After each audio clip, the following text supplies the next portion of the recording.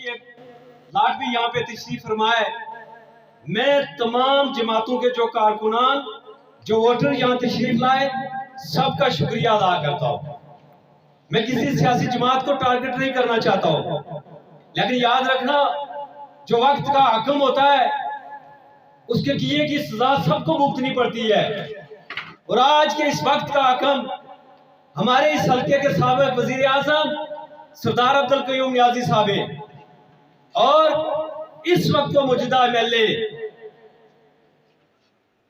पिछले चंद दिनों से ये बात तकरीबन इस गांव के अंदर गर्दिश कर रही है कि यहाँ हजीरा इंतजामिया ने हुकूमती मुदाखलत, इसमें हुकूमती मुदाखलत शामिल है, असर और सूख शामिल है, सियासी टारगेट किया गया है लोगों को, सियासी तौर पे इनोसेंट लोगों को डराया जा रहा है, धमकाया जा रहा है, टॉर्चर किया जा रहा है।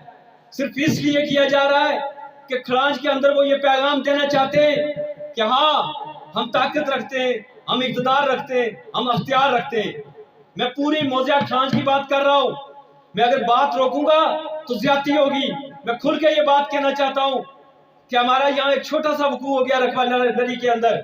इसमें कोई दूसरी बात नहीं है कि हम उस वकूअ की कोई हिमायत नहीं करते, और ना नरी का कोई आदमी करता है, ना खरांज का कोई आदमी उसकी हिमायत करता है। जिस शख्स का फेल है उसके फेल की हम मजम्मत करते हैं, लेकिन क्या उस फेल की आड़ में पूरे मेरे गांव को यरमाल बनाया जाएगा? क्या यहाँ आके पुलिस के कैंप लगाए जाएंगे? क्या यहाँ आके लोगों के अंदर हरासमेंट पैदा की जाएगी? हम ऐसी किसी बात को नहीं मानते। अगर कोई असर सूख इस्तेमाल करेगा तो हम ताकत का जवाब ताकत से देंगे, और अगर उसके में कोई हादसा होगा, उसमें कोई इशू पैदा होगा, तो फिर ये इंतजामिया, तहसील इंतजामिया, जिला इंतजामिया उसकी जिम्मेदार होगी। देखिए, बाज़ियात दो टोक पैगाम है, इसके ऊपर हमारा कोई कंप्रोमाइज नहीं है। दूसरे पूरी ताकत जो होती है वो भी बेबस हो जाती है। तारीख उठा के देखें, पूरी तारीख के अंदर जो इनकलाब आए वो इनकलाब अवाम ने लाए, और अवाम में ये नहीं कि हजारों लोग वहां इकट्ठे हुए, वहां कोई एक इनकलाबी खड़ा हुआ, उसके पीछे लोग खड़े हुए, और फिर उस इनकलाब ने नक्शा चेंज कर दिया।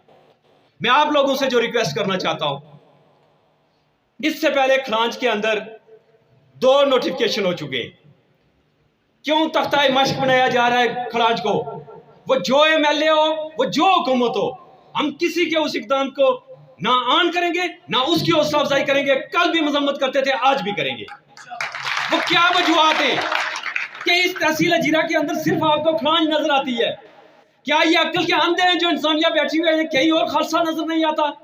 कहीं और शामलात नजर नहीं आती? कहीं और मतरूका प्रॉपर्टी नजर नहीं आती? जब भी कोई बात हो, जब भी तहसील हजीरा से किसी पर्पस के लिए जमीन मांगी जाए तो खरांज की जमीन भेजी जाती है। क्यों? इसलिए भेजी जाती है कि हम मजामत नहीं करते, हम जदोजहद नहीं करते, हम बगावत नहीं करते, हमें हुक्म दिया जाता है, हम सरगू होकर तस्लीम करते हैं, और यही हमारी कमजोरी का नाजायज फायदा उठाया जाता है। कब तक ऐसा, कब तक होगा? मैं तहसील इंतजामिया हजीरा से पूछना चाहता हूं, मैं डिप्टी कमिश्नर पुंछ से पूछना चाहता हूं, ऐसा कब तक होगा? मैं deputy commissioner Poonch, AC Hazira, जो एक जाती हैसियत में हमसे इंतकाम ले रहा है, मैं मजम्मत करता हूं उसके जुमला इक़दामात की। मैं तहसीलदार हजीरा के इक़दामात की मजम्मत करता हूं।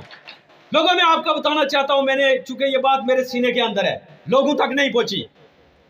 जिस वक्त ये इशू पैदा हुआ है, मुझे एतवार के रोज, हफ्ते के रोज ये इत्तला हुई कि इस तरह जो यहाँ पे लोग आबाद लोग हैं पहले से, उनको बेघर करने के लिए, उनको मुस्मार करने, उनके घरों को मुस्मार करने के लिए हजीरा इंतजामिया फोर्स यूज करना चाहती है।